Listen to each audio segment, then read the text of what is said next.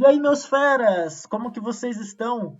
Eu espero que esteja tudo bem por aí.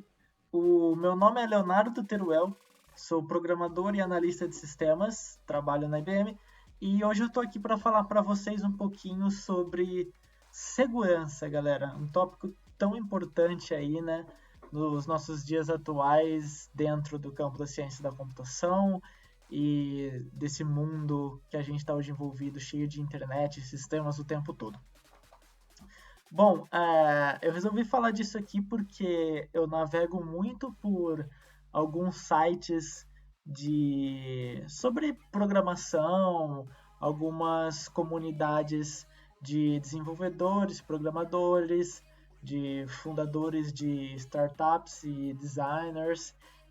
E basicamente esses sites, essas comunidades, elas são criados para que as pessoas envolvidas nesse meio se ajudem, aprendam, relatem casos, para que a gente possa acompanhar toda a evolução das tecnologias e do que está acontecendo, discutir sobre as tecnologias e sobre as linguagens de programação e por aí vai.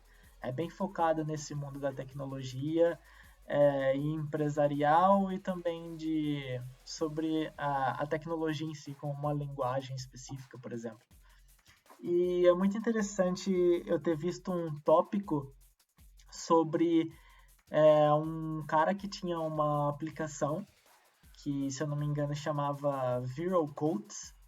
E nessa aplicação dele ele tinha basicamente 400 usuários ativos usando, né? Então você imagina que lá no banco de dados dele ele tinha 400 usuários cadastrados e os dados desses usuários pode ser que até dados sensíveis, não sei o que ele estava coletando, né? Mas então imagine que pelo menos e-mail, senha, que é o tradicional, fora primeiro nome, último nome, ele deveria ter ali.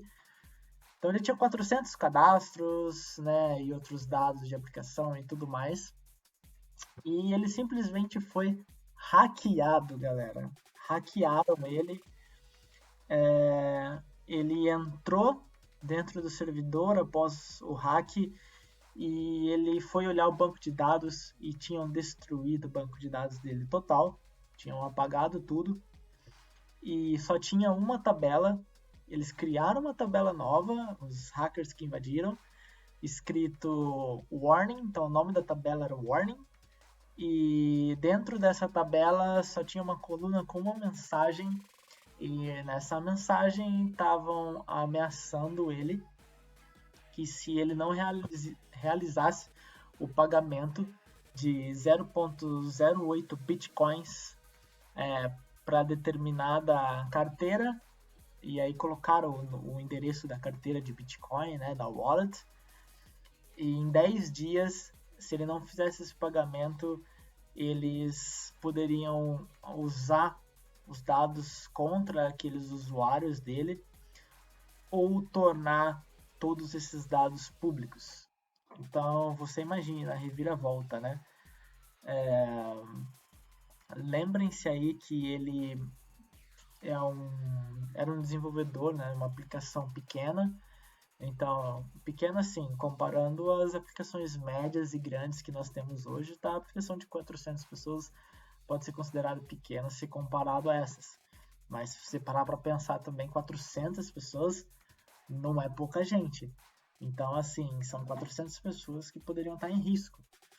E é muito importante ter esse tópico da segurança, porque se você desenvolve um aplicativo, seja para uma empresa ou pessoal seu mesmo, e coloca no ar, seja um aplicativo mobile ou um aplicativo web, um sistema rodando na internet, qualquer coisa que você faça e você é hackeado e tem essas informações de usuários seus que você está recolhendo, informação sensível vazada, eu não sei, é lógico que depende de lei de país para país e tudo mais, mas você pode até ser processado, você pode perder dinheiro porque você está colocando pessoas em risco, você perde integridade e tudo mais. Então é um negócio muito difícil, assim, importante que a gente tem que estar bem atento. E Aí ele fala que ele conseguiu, depois de 5 horas, ele conseguiu reconstruir o banco de dados dele, né? Mas reconstruir no sentido de reconstruir as tabelas, reconstruir a estrutura desse banco para que ele pudesse, para que a aplicação dele pudesse continuar recebendo dados de novos usuários cadastrados e tudo mais. Porém, olha isso, ele não tinha um backup dos dados que ele tinha anteriormente. E isso ele não conseguiu recuperar. Então, assim, os hackers fizeram um backup, salvaram esses dados e apagaram do dele. E ele mesmo não tinha um backup, ele não tinha uma rotina regular de backups durante determinados períodos. E então, assim, qualquer coisa que ele perdesse o banco já era. E foi o que aconteceu. Ele perdeu tudo. Então, assim, por vias legais, ele deveria poder notificar esses usuários, ou seja, reconstruir o banco e notificar esses usuários por e-mail de que ele foi hackeado, que os dados deles poderiam ter sido divulgados publicamente. Afinal, os hackers estão ameaçando em fazer isso. Provavelmente ele não vai pagar Bitcoin a 0,08 Bitcoin, né? Que, para quem não sabe, você pode comprar frações de Bitcoin, tá? Você não precisa comprar só uma Bitcoin inteira, você pode comprar frações dela. E aí foi isso, galera. Ele conseguiu reconstruir esse banco, mas perdeu toda a base de usuários que ele tinha. E ele não pode nem notificar esse pessoal legalmente. Então, olha o tamanho do problema. Então, esse foi um erro que ele cometeu grande do backup. E o segundo erro grande que ele relata, e ele descobriu por que ele foi hackeado, né? Provavelmente o motivo e a causa, porque é óbvio que ele começou a ir atrás disso. E a aplicação dele era feita em PHP, e assim como outras aplicações também tem alguns arquivos. Óbvio que, tipo, por exemplo, .env. E o que aconteceu? Ele simplesmente subiu esse .env com informações sensíveis do banco de dados e credenciais no servidor dele. E conseguiram acessar esse arquivo. Então, esse foi o erro. Você não sobe arquivo .env no seu servidor, jamais. Justamente por causa desse risco. E, galera, assim, basicamente, empresas grandes não cometem esse tipo de erro, empresas médias normalmente não.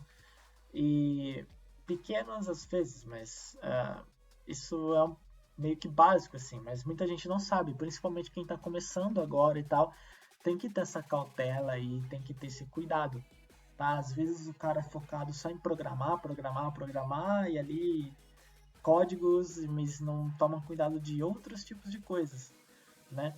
E esse foi um erro que ele cometeu. Então fica de alerta aí para vocês, tá? Eu resolvi vir falar disso por causa disso. E o mais legal é que, como eu falei para vocês, isso é uma comunidade e aí teve vários comentários embaixo de pessoas dando dicas, né? E tinha um comentário muito interessante que foi mais votado lá, com algumas dicas que a gente pode seguir para que tenha uma segurança um pouco melhor e implantar alguns recursos de monitoramento para que a gente consiga manter um sistema mais seguro, né? E assim, eu não vou enumerar as dicas aqui, mas eu quero passar algumas delas para vocês rapidamente, para esse vídeo não ficar grande. Também não vou enumerar porque eu vou ficar perdido, vou perder número e vai acabar ficando uma bagunça. Então assim, rapidão aqui, galera. Uma das dicas é sempre tenha, obviamente por segurança, os seus dados sensíveis, principalmente senha, criptografado. Isso é muito básico, tá? Se possível, usar até uma criptografia com salto, ok? Porque na criptografia, o que você faz? Você pega uma determinada senha, por exemplo, um texto, sei lá, e com algumas regras e alguns processos, você faz com que seja gerado um número, um código diferente para isso, certo? Então, assim, quanto mais complexo for esses processos, mais difícil de fazer uma engenharia reversa e decodificar isso, certo? E achar a senha original. Mas se você está usando um algoritmo, ou seja, instruções e processos que outras pessoas também saibam, tenham acesso, Você pode até conseguir tipo, quebrar isso de alguma certa maneira, né? E também assim, se eu gero usando o mesmo algoritmo a minha senha, por exemplo, original, e eu gero esse dado, e depois uma outra pessoa tem a mesma senha original que a minha, quando o que for criptografado, ou seja, o código gerado por esse algoritmo, ele vai ser igual, certo? Com salto, ou seja, como se eu colocasse alguma coisa aleatória ali no meio, tá? Eu não vou explicar aqui porque é complexo para falar disso agora, né? Então é só dar uma dica, usar criptografia e, se possível, usar com salto, que é melhor ainda. As outras já são seguras, mas o problema das outras é que você ainda consegue fazer, por exemplo, tabelas de senhas, por exemplo, sei lá, de possibilidades geradas e depois mapear essa tabela com, se você for hackeado, com o que está criptografado nesse banco e poder encontrar e decifrar qual que é a senha original, entendeu? Então, assim, é importante que, se você conseguir usar salto e gerar senha única, ou seja, uma criptografia que vai ser basicamente quase única para cada um, ou seja, mesmo que eu use a senha original igual a de outra pessoa, o código gerado de criptografia dela vai ser diferente. Então, usar criptografia com salto para armazenar a senha de usuário, isso é bem básico. Não cometer os erros que o coleguinha nosso aí cometeu. Uma outra dica, você pode fazer, por exemplo, um script. Normalmente os servidores eles estão rodando em Linux, Unix, e você pode fazer um script baseado em Shell para que você consiga monitorar a cada 5 minutos, por exemplo, colocando esse tempo aí, que eu acho um tempo bom, a cada 5 minutos, monitorando os tipos de arquivo que você tem. Então, a cada 5 minutos você vai fazer um check-up no seu servidor, na sua aplicação, em tudo, e vai ver os tipos de arquivo. Porque, por exemplo, se você está com uma aplicação que ela é só PHP, certo? Então, você tem que ter e a web, né, você tem que ter que tipos de dados, que tipo de arquivos ali. Você tem que ter arquivo .php do PHP, você tem que ter arquivos, sei lá, JS, JavaScript, CSS, que customiza o layout, HTML, que está gerando suas páginas, né? Então, assim, se eu tenho um outro tipo de arquivo lá, sei lá, um BAT, alguma coisa assim, falando qualquer coisa aqui agora, mas um arquivo diferente do que você deveria, por que esse arquivo está lá? Entrou do nada. Então, é um arquivo invasor. Então, esse script, se eu achou um arquivo que é diferente desses formatos, você programa esse script para ir lá e deletar. Então, a cada 5 minutos, você vai ter esse monitoramento vendo esses tipos de arquivos. Se alguém colocar um arquivo invasor lá de um outro tipo, você simplesmente deleta. E já era. Uma outra dica que pode ser usada, olha que legal. Com o script também, você pode fazer esse monitoramento e fazer uma lista, certo? Que contém todos os arquivos que você precisa. Então você vai falar, ó, nessa lista aqui tem todos os arquivos que estão autorizados, que é realmente meu, que eu fiz e que eu preciso, certo? E eu estou autorizando isso aqui. E aí você pode fazer que esse script rodando, ele compare com essa lista. Se ele achar até do mesmo tipo um arquivo, só que não condiz com aquele igual ao seu, certo? Tipo, que tenha um nome diferente do que você autorizou, você deleta esse arquivo também. Ou seja, só deixa os arquivos que é autorizado. Se ele encontrar algum arquivo, mesmo sendo do mesmo formato, que não está autorizado nessa lista, deleta, corta fora. Então essa é outra dica legal, não é?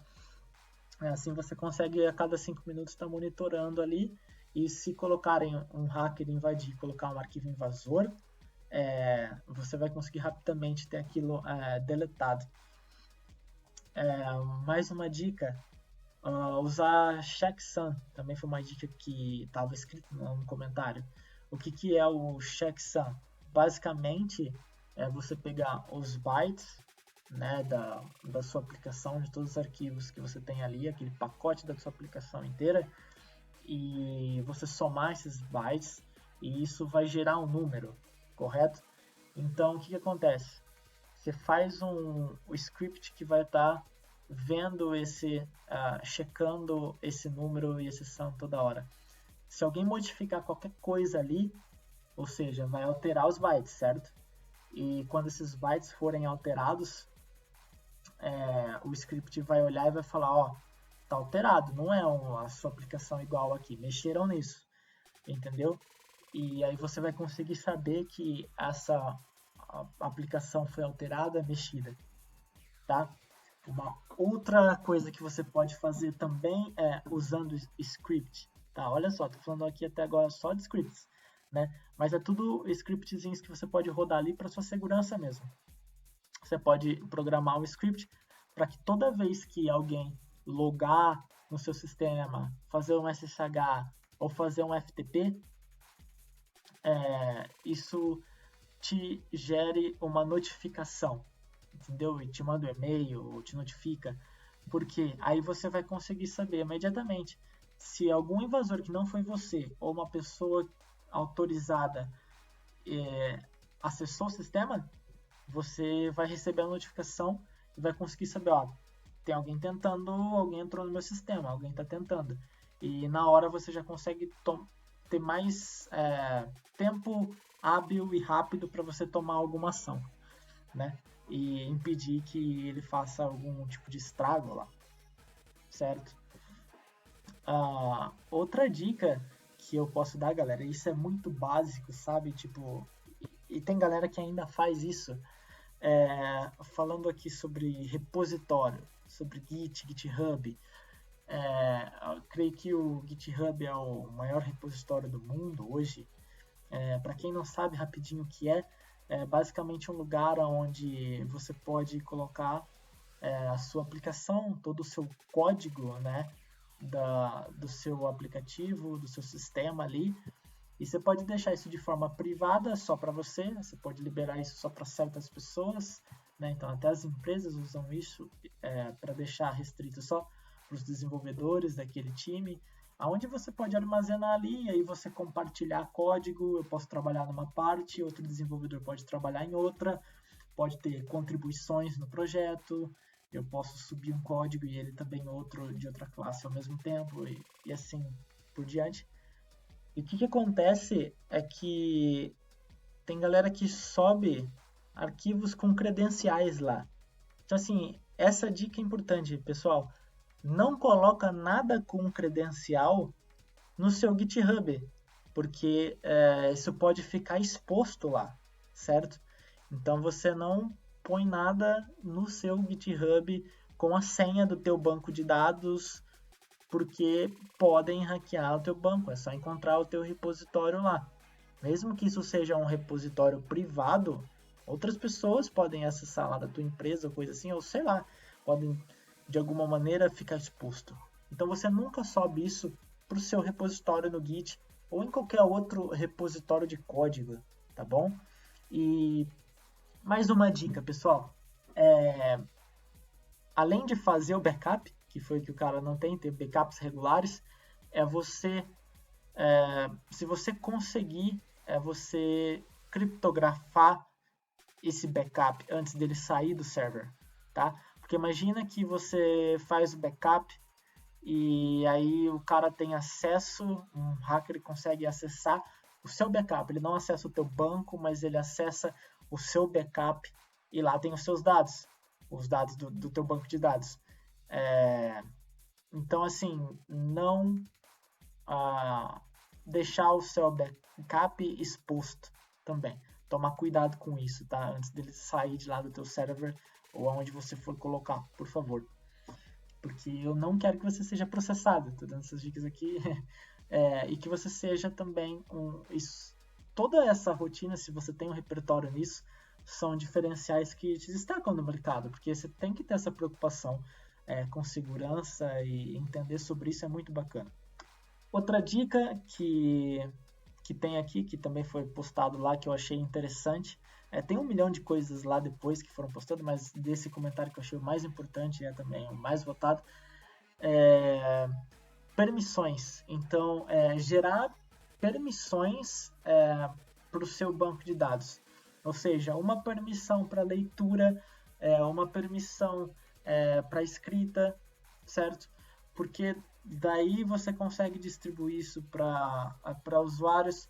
Talvez uma pessoa tenha permissão apenas para realizar somente leitura do seu banco e não escrita, ou seja, ela não tem permissão para ir lá e fazer a alteração que ela quiser no teu banco de dados, principalmente em produção. Então, quando você coloca essas permissões e você divide elas, você já está colocando uma restrição ali a mais para atrapalhar um pouco o trabalho do seu hacker ali, né? Você restringe um pouco a mais o seu sistema. Outra dica, eu acho que vou parar por aqui porque esse vídeo já vai ficar gigante. Eu acho que é uma das outras que eu posso finalizar como sendo importante e legal também. Normalmente, e aí já é mais para empresas mesmo, né? Normalmente empresas, o que acontece? Você tem ambientes diferentes. Então, assim, você tem um ambiente de desenvolvimento, onde você tem o desenvolvedor que está desenvolvendo o sistema, implantando coisas novas, e ele vai ter um banco ali para ele poder trabalhar. Você pode ter também um outro ambiente, ou seja, um outro servidor, onde você vai ter um outro banco de dados para teste e um ambiente só de teste. Você pode ter aí depois o de produção, certo?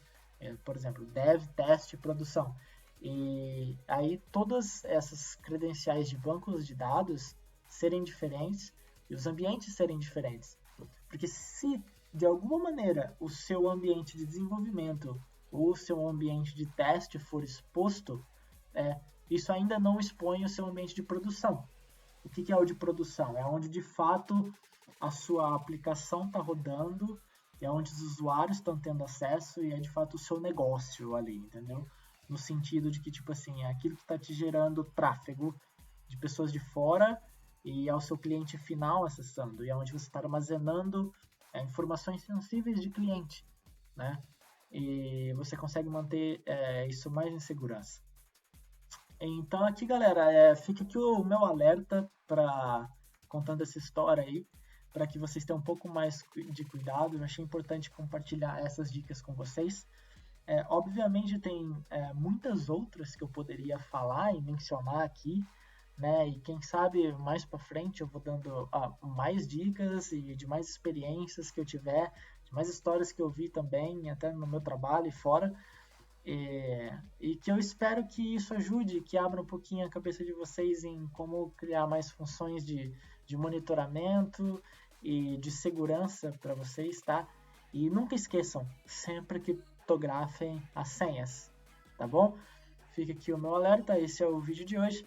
Não se esquece de se inscrever no canal, tá bom? Deixa aqui nos comentários qualquer coisa que você tiver para falar ali, se você gostou, se você não gostou, se você tem alguma pergunta. Eu estou sempre lendo o máximo que eu posso e eu tento responder todo mundo. Eu espero que a gente cresça muito juntos aí e até a próxima.